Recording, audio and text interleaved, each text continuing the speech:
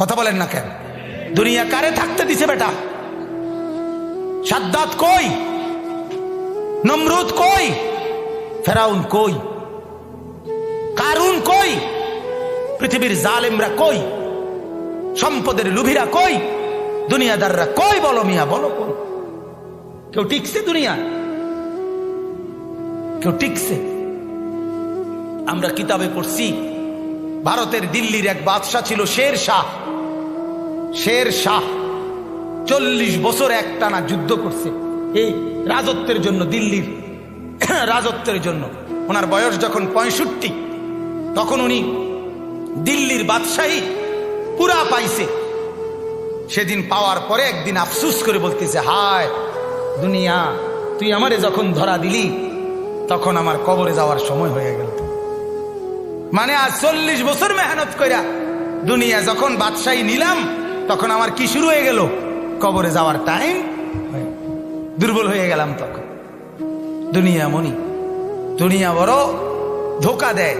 সব গুছাইয়া দুনিয়ারে সাজাইবার পরেও, সব ক্লিয়ার হবার পরেও, বাড়ি দাড়ি বিল্ডিং টিল্ডিং এর কাম সব গুছাইয়া সারলে আমার বড় ভাইয়ের বিবি, আমার বড় ভাই আলহাজ হযরত মাওলানা মাহবুবুর রহমান আশরাফি, তার বিবি আমার বড় ভাবি, মায়ের মতো যিনি আমগরে আদর করছিলেন, নতুন বিল্ডিং করছে, অনেক কষ্ট করে কোন রকমের রুমডি ঠিকঠাক করে উঠছে।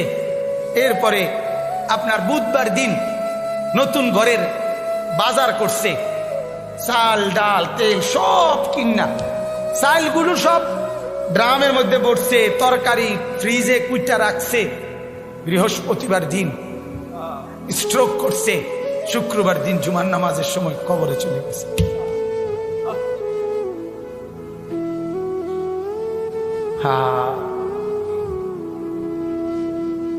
আগামীর পৃথিবী, আগামীর সামনে দাজ্জাল বাজান, আগামীর সামনে দাজ্জাল। দাজ্জাল দেখা যায়, দাজ্জাল দেখা যায়, কিয়ামত দেখা যায়। ইকতারাবা লিন্নাসে হিসাবুহুম, আল্লাহ বলে হিসাবের সময় কাছায় গেছে বান্দা। ইকতারাবাতিস সাআ, আল্লাহ বলে কিয়ামত ঘনায় গেছে বান্দা।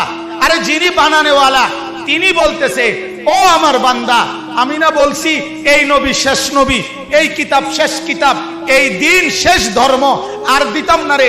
এরপরে তো আমার সংসার আমি গুছাই এলামু, তাহলে কিসের অপেক্ষা করছেন?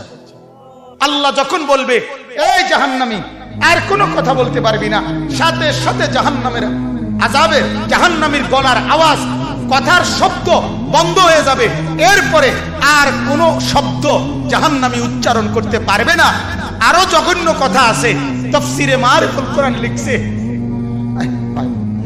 এরপরে জাহান্নামী কুত্তার মতো ঘেউ ঘেউ করবে, কুকুরের মতো শুধু ঘেউ ঘেউ। বিশ্বাস করেন, সেদিন কিয়ামতের দিন তোমাদের পুরা জিন্দেগির আমল ওজন হবে। এই কথাটা বান্দা আমি আবারও বলছি, এটা আল হক, এটা কিন্তু বাস্তবেই আসলেই সত্য কথা। এটা আসলেই কি সত্য। আমরা অনেক সময় বলি না হুজুররা, আসলে হুজুররা কয় যে আসলে যত কয় অত না, যত কয় অত না।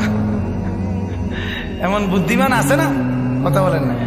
আরে বেটা, এই বর্তমান জীবনে দুনিয়ায় হুজুরের সব কথা ধরলে চলতে না।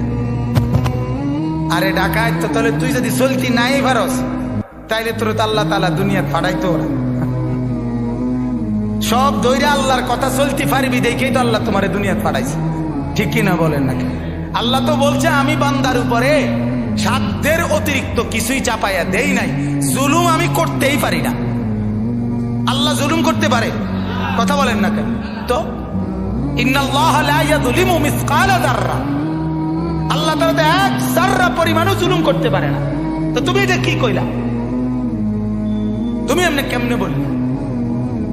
এই কারণে আল্লাহ তাআলা যেন এটা আবারও বলছে মায়া করে, আল্লাহ মহব্বত করে বলছে, বান্দা শোন, কথাটা ফালাই দিস না, কথাটারে উড়াইয়া দিও না। আরে রাহেন কি এর হিসাব কিতাব, এত কিছু ধরলে চলন যাইতো না। আহ, এত কিছু না ধইরা তুমি যেই চলাটা চলো রে, পুরা দৈর্যও তো মানুষ এই চলাটাই চলে। কথা বুঝেন নাই? আল্লাহকে পুরা বাদ দিয়া, নামাজ রোজা বাদ দিয়া, যা কাম